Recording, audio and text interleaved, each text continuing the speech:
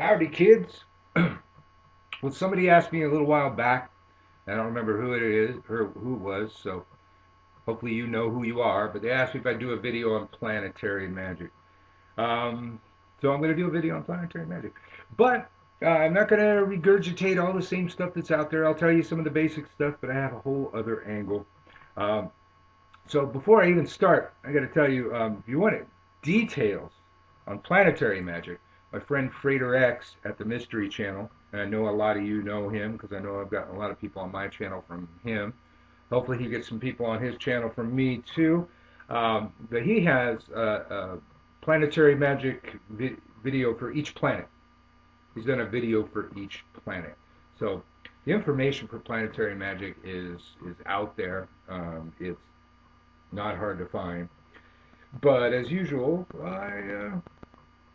I take a different angle. So let me tell you some of the basics that you'll find just about anywhere. In case you haven't looked, oh man, I need a shave, don't I? All right. Um, Healing is Sun, Mercury, Jupiter. Wealth is Jupiter, Mercury, Saturn, Venus. Love, Venus. That should be a no-brainer. Divination, the Moon and Mercury. Charity, aid from rulers. Compassion, that's Jupiter. Resolving legal disputes, Saturn. Obtaining justice, Saturn and Jupiter. Protection from evil, the Sun. Friendship, artistic pursuits, Venus and the Sun. Cursing, retribution, harm, causing ill, health, and disharmony, Saturn and Mars. Well, those ones, pretty easy, pretty easy, pretty easy. Let's see what else I got. I had colors associated with the planets. Mars is red, Venus is green, Mercury is purple, Moon is white, Sun is yellow, sometimes gold. Mercury is purple, Venus is green, Mars is, wait, we already did Mars. They're repeating. All right, some of them are repeating. Okay. Mars red, Jupiter's blue, Saturn's black, and yep, that looks like about all of them. So that's pretty easy to find. I Googled that in a couple minutes. I wanted to tell you, since I'm on my phone, it looks like I'm texting while I'm talking to you. That's the world we live in. I would suggest an app or two, if I could find the damn app. There it is. Ingress. How do I spell that? Ingresses. Great app for like tracking all the planetary stuff on your phone. God, my thing can never see my damn phone. Well, you're just gonna have to take my word for it. It's pretty cool. Little graph tells you what everything's doing at the time that I'm making this video. I can look and I can see that the Sun is now in Aries. The Moon is now in Virgo. I get more detailed information if I click on each one. In the palm of my hand. I used to carry the pocket astrologer around all the time since I was a kid, until relatively recently when I realized, oh, you know what? You've got apps all over your phone for doing that. I'm pretty sure that Ingressius is a free app. I've also got iLuna for tracking the moon stuff. Oh, well, you can see that one, can you? Jeez. That one I think I paid for. Probably 99 cents, usual thing, but everybody's got a smartphone these days.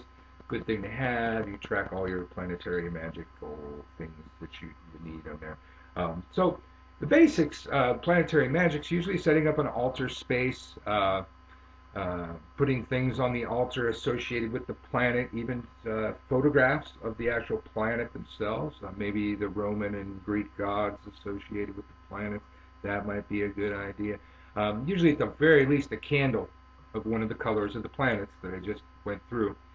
There are symbols, glyphs they're usually called, associated with each of the planets. That would probably be the sigil that you would want to carve on the planet or on the candle.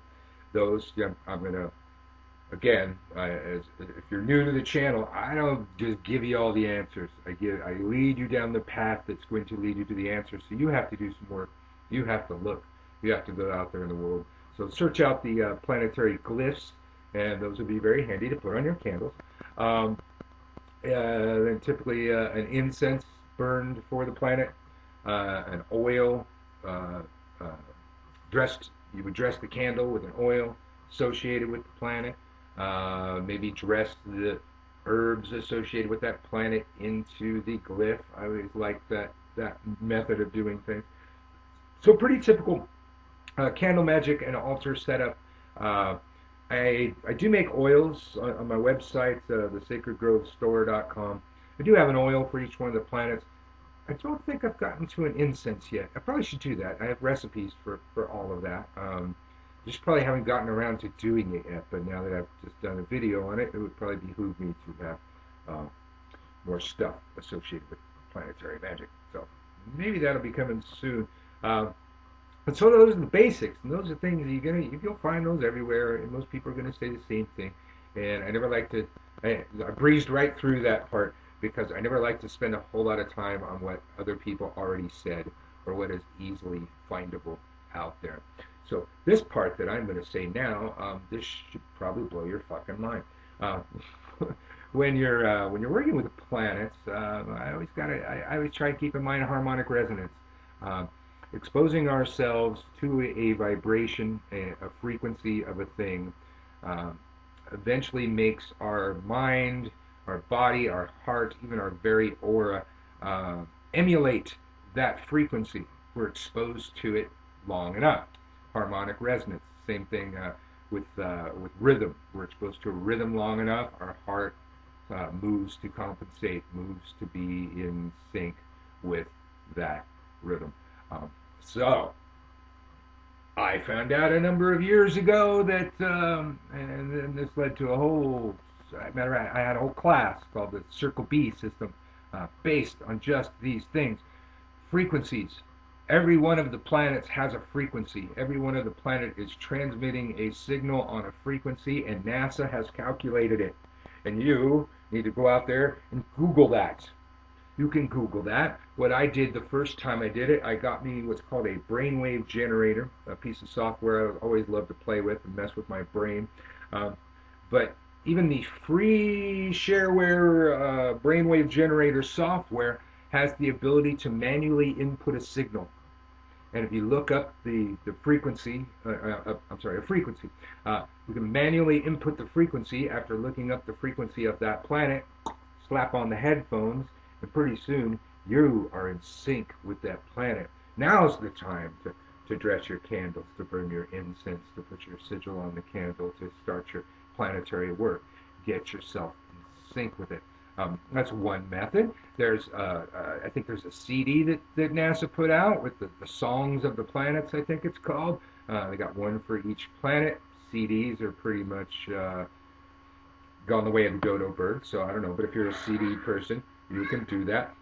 But even here on YouTube, if you look up frequency of a planet, I found just right before I did this video, I found 5 planets.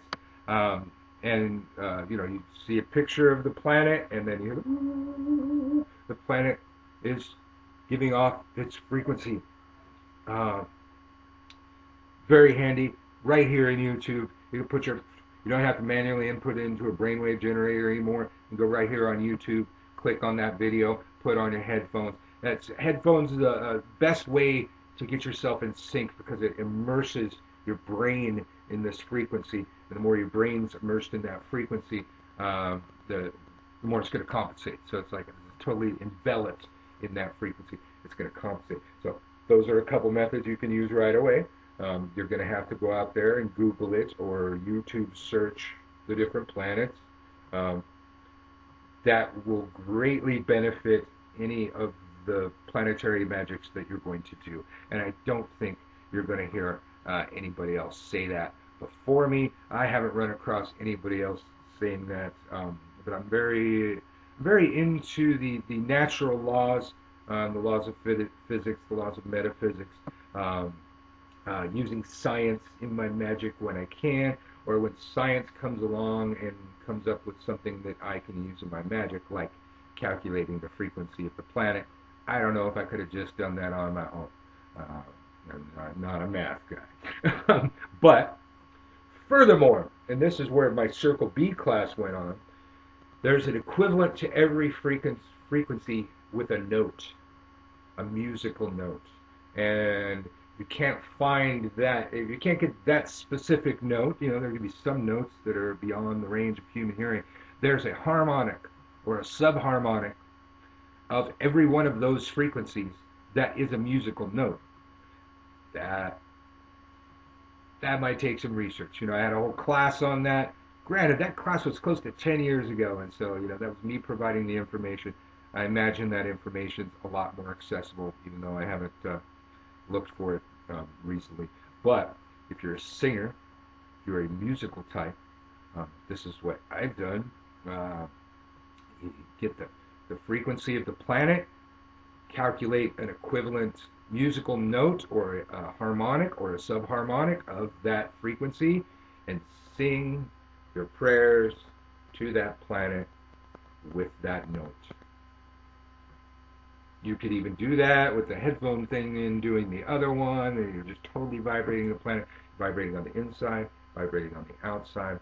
And then another thing that I tell people, I've told this probably in other magic stuff, the way planetary magic to me is working is our vibration is going out into the heavens.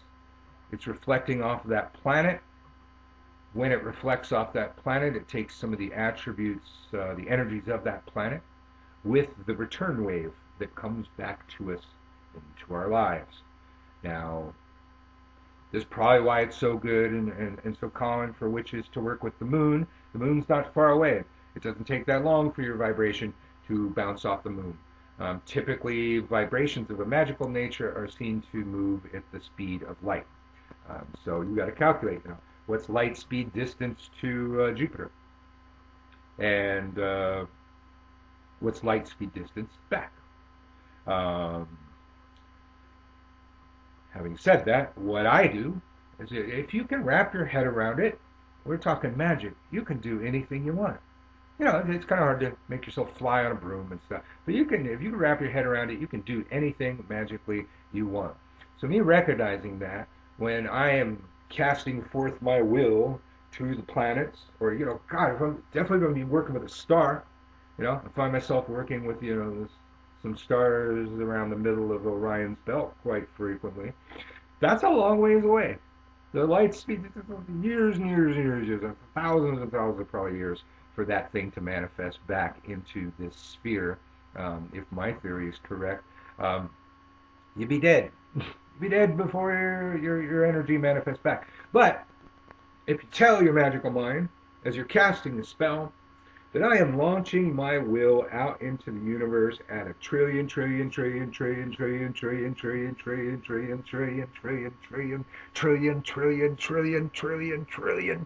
the speed of light, it will do so. Fuck Einstein.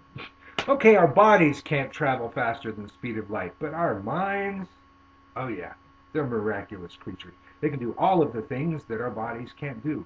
We just need to tell them to do it.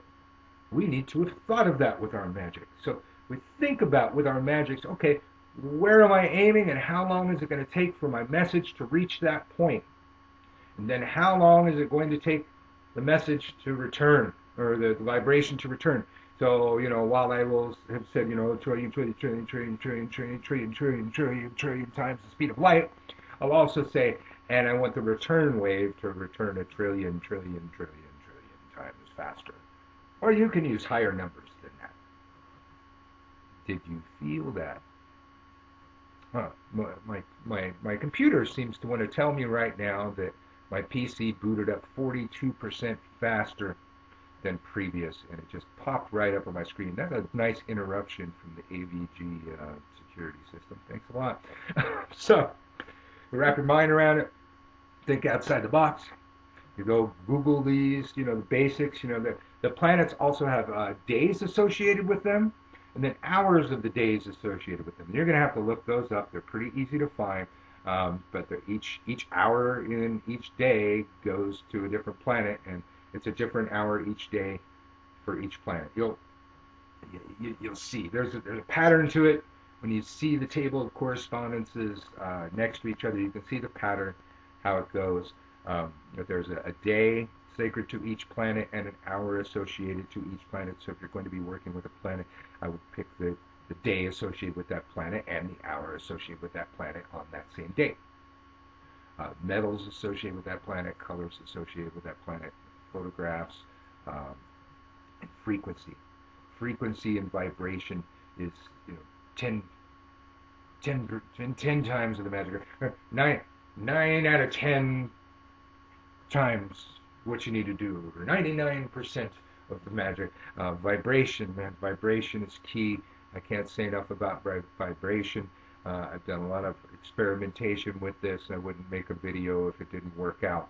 But keep those things in mind. Look up the frequency, see what you can do with that frequency. You might come up with better things than I came up with to do with those frequencies. But immerse yourself in the vibration of the planet, making your vibration akin to the vibration of that planet before you launch your spell out there in the world, out there into the solar system, or out there into the universe. And go over to the Mystery Channel and watch Freighter X's videos, because they're excellent. There's one for each planet, and they're pretty long. They're like 20, 30 minutes, or something like that. A lot of details, a lot of data on each planet. I suggest you watch those. Hopefully you're going to be having more videos coming out on how to get the old trusty computer fixed, the computer that does work on smartphones. I still have, I know, and I hear from people all the time that have just discovered it. I have a few older videos that I did on a netbook that for some reason, that format does not play audio on smartphones. If anybody ever has a way to fix that, let me know. I've exhausted my efforts, and I keep telling myself that I'm going to go reshoot all those videos, but there's a bunch of them. The entire Intro to Witchcraft course, for one, can't hear it on a smartphone. So if anybody has any ideas for that, just let me know. I would love to fix those videos. But get out there, work with some planets. Keep in mind, it's something nobody ever seems to think about. Everybody always talks about Mercury retrograde. Mercury retrograde goes retrograde pretty damn often. I don't know exactly, the hour amount or the day amount or the month amount, but pretty damn often. It seems like every couple of months or so. Well, because Mercury's on the inside of the ring. Mercury's closer to the sun, so its orbit around the sun is shorter than ours, and we often pass it up, and when we're passing Mercury, it looks like it's going backwards, and that's the retrograde. Now, as you get out into the rings, those retrograde cycles are longer. Some of those planets, we don't have any of them retrograde now that I know. But some of the outer planets in the outer rim of our solar system, when they go retrograde, they'll be retrograde for your lifetime, for your grandkids' lifetime, and probably several generations after that. And there's other ones that go retrograde for a couple years. It's pretty much as they go out, the longer the retrograde cycle takes, the longer it takes us to where we get to a retrograde cycle. But that same thing applies when a planet's in retrograde. So, same thing we think about Mercury. It's going to be harder to work with Mercury. It's going to be more difficult to work with Mercury. Communications and the things associated with Mercury are going to be more difficult. The same thing going out for the planets. And one that I always want to throw out there, I love pointing at the camera like that. It's very ominous. One of the ones I always like to throw out there, because I did not see it in this list here. In addition to the standard magical stuff that everybody says about the planets, the color associations, the day associations, the power associations, the things that the planets rule, those are ancient. The people have not changed those or said anything different since the time of Solomon and Agrippa, the ancient grimoires. They've just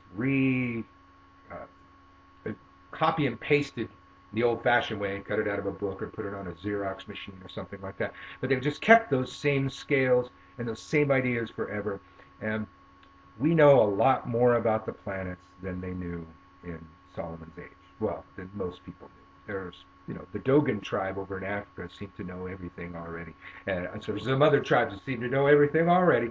But there's different associations. So we need to also look into the heavens and see what it is that the planets do in our heavens, and how does that calculate back into our world. So the one that I was going to harp on here is Jupiter. Jupiter is a great planet for shielding, for protecting yourself. I never see anybody attribute it to that, but the reason that our planet is here today is because of Jupiter. If Jupiter wasn't constantly sucking asteroids and comets into it all the time because of its vast mass and its distance from us, we would be pummeled to death by the Kuiper belt, the asteroid belt that there's in between. I think it's in between us and Mercury, but or Jupiter. But Jupiter is just so large; it has saved our ass countless times. So Jupiter can save your ass countless times, can shield you and protect you. And I would like to add that to the planetary associations attributed to Mercury. And if I see that in the magic book in the next couple of years, I'll get a warm, fuzzy feeling. Take credit for that. All right. I hope that gives you some stuff to do and some stuff to look up. Sounds like you got your work cut out for you. We're going to have fun. The wisdom is found in the seeking, not in the giving of knowledge. So I always try and make you seek a little bit. Merry meet, merry part, merry meet again, y'all.